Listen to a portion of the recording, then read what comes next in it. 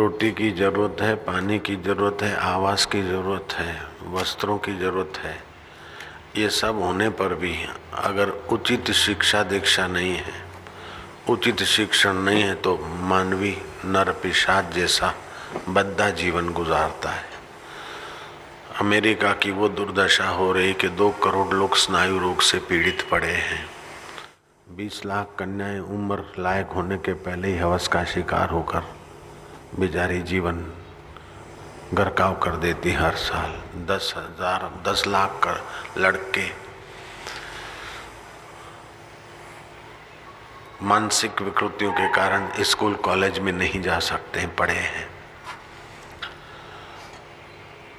कहलाने वाला धनाढ्य देश, हर 6 सेकंड में एक बलात्कार होता है। हर 100 शादियों में 65 शादियां तलाक में बदल जाती है। हर 1 लाख आदमी के पीछे 425 आदमी क्रिमिनल गुनाहों के शिकार बनकर जेल में सड़ रहे हैं, जबकि भारत में लाख आदमी के पीछे केवल 23 आदमी। हर 6 आदमी के पीछे 1 आदमी मानसिक रुग्णता के शिकार बने बैठे हैं। धन तो है, वैभव तो है, कुछ बाह्य आडंबर और व्यवस्था भी सुंदर है, लेकिन मानसिक शांति और भारतीय संस्कृति का अमृत की कमी होने के कारण आदमी बड़े खिन्न है। मुझे एक मुख्यमंत्री ने बताया, बापूजी, मैंने अपने डॉक्टर भाई को बोला कि मैं भारत का, मध्य प्रदेश का मुख्यमंत्री और तू वहाँ डॉक्टरी कर। रंगीन पानी पेप्सी और कोका, 75 पैसे का रंगीन पानी 7 रुपए में भारतवासी खरीद रहे। कितनी उनकी खरीदी शक्ति है, बाइंग पावर। तो तुम वहां चलकर प्रैक्टिस करो। मेरे भाई ने कहा, मेरा धंधा भारत में नहीं चलेगा, मैं मानसिक रोग विशेषज्ञ हूँ। भारत में तो साधु संत कीर्तन भजन सत्संग के द्वारा लोगों को शांति प्रदान करते हैं और आराम की नींद कर सकते हैं, कठिनाइयों के बीच भी लोग मुस्कुरा सकते हैं। ऐसा भारतीय संस्कृति का प्रसाद है। उधर मेरा धंधा नहीं चलेगा। चीन की दीवार मशहूर है, कुवैत का पेट्रोलियम मशहूर है, अमेरिका के डॉलर मशहूर है, भारत के संत और भारत के संतों के सत्संगी लाडले भी मशहूर है। नारायण हरि नारायण। पाश्चात्य जगत कहता है कि हमारे पूर्वज बंदर थे। पहले जल में मच्छर पच्छर जीव जंतु होते हुए मच्छ कच्छ हुए, फिर सुधरते सुधरते बंदर हुए। और आप लोगों से पूछो कि आपके पूर्वज कौन थे, तो आप बोलोगे हमारे दादे परदादे ऋषि मुनियों से जुड़े थे, और ऋषि मुनि ब्रह्मा जी से थे, और ब्रह्मा जी भगवान अकाल पुरुष आदि नारायण से उभरे थे। हमारे पूर्वज भगवान थे। आपसे पूछे कि आपके पूर्वज कौन है, तो कोई भरद्वाज गोत्र बताएगा, कोई कश्यप गोत्र बताएगा, कोई शांडिल्य गोत्र बताएगा, कोई अमुक गोत्र बताएगा। तो वो गोत्र ब्रह्मा, और ब्रह्मा से ब्रह्मा का मूल गोत्र है अकाल पुरुष पर ब्रह्म परमात्मा।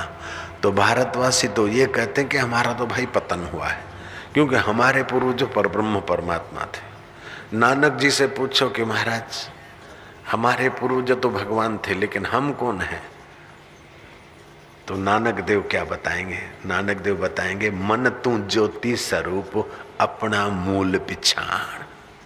तू खुद जिससे तू जुड़ा है उसी का तू सनातन अंश है। अपना मूल पिछाण और मुक्त आत्मा हो जा। वर्ल्ड रिलीजियस पार्लियामेंट में दुनिया के 600 वक्ता इकट्ठे हुए थे, उपदेशक। 100 साल पहले विवेकानंद गए थे और भी लोग थे वक्ता। विवेकानंद के लिए 5 मिनट का समय रखा गया था, केवल 5 मिनट, और बोर्ड पर लिखा था इज इंडियन।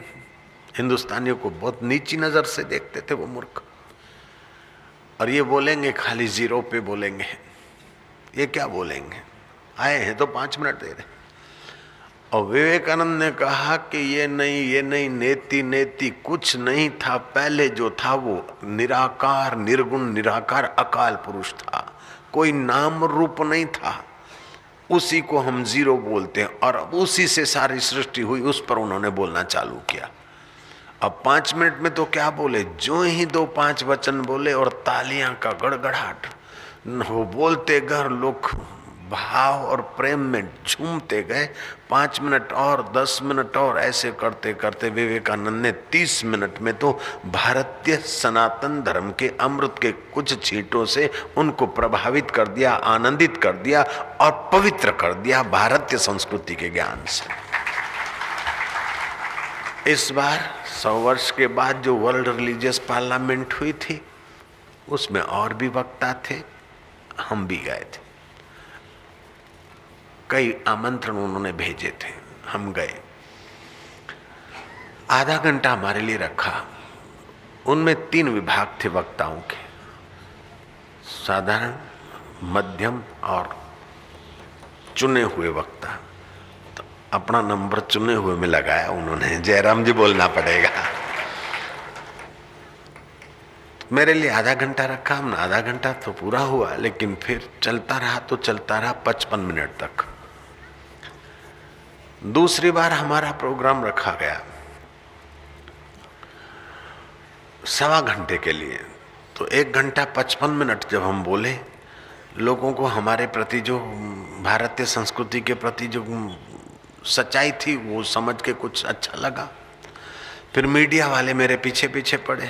वो तो मंत्री जी जानते हैं, आप लोग जानते हैं कि मीडिया वाले देखते हैं कि किसका माल तगड़ा है, तो उसकी फिर रिपोर्टिंग करने में उनको भी मजा आता है बेचारा को। तो कई प्रश्न पूछे। उनमें ऐसा भी प्रश्न हो, मीडिया वालों को तो आइडिया भी होती है, प्रश्न जरा चरपरा पूछना, कोनी मार के पूछना।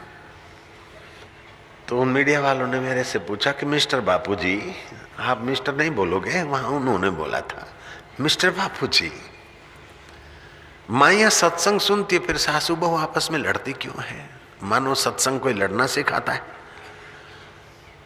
सही उत्तर तो ये था कि जो लड़ाई झगड़े वाले हैं वे भी अगर सत्संग सुनते तो महीने की 10 लड़ाइयाँ उनकी 8 हो जाती, 5 हो जाती, 4 हो जाती, 2 हो जाती, शांति मिलती। लेकिन उन्होंने सवाल ही चरपरा पूछा तो मैंने जवाब भी चरपरा दिया। मैं क्या, जो सत्संग नहीं सुनती वो कम वक्त सासू बहू साथ में भी नहीं रहती। हमारी भारत की देवियां कम से कम सासू बहू साथ में तो रहती है।